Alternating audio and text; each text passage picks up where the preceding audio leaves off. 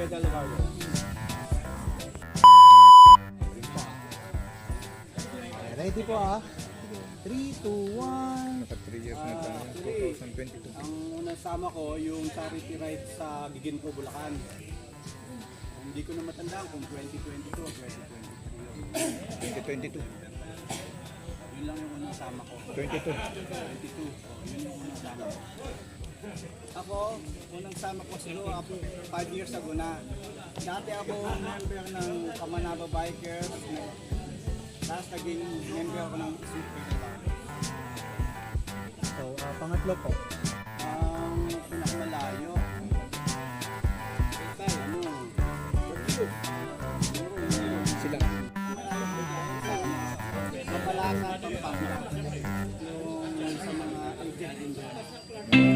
Indigenous people. Ito. Bakit? Sa Mahataw. Yes po. Okay, wait lang po ah. Pangasinan, hindi Pangasinan yun, Pangasinan yun. Okay, ready. 3, 2, Hindi pa 1. natuloy eh. Ang pinakagusto kong lugar na napuntahan. Lahat ng biyahe ng Mahataw kasama ko. Pangasinan, wala Ako kunan. sa Sunset Street. Maayos yung lugar, malinis. Organisado yung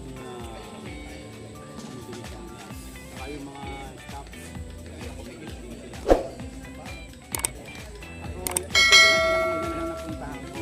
Kasi yung mga staff, tayo lang, ang napunta ko nga tabadyak na winelcome tayo ng maganda at saka nasalita sa pasasalamat. Okay, last question po. Ano mga bagay na dapat na-improve ng Hato Padyak? Okay, ready po ah. 3, 2, 1.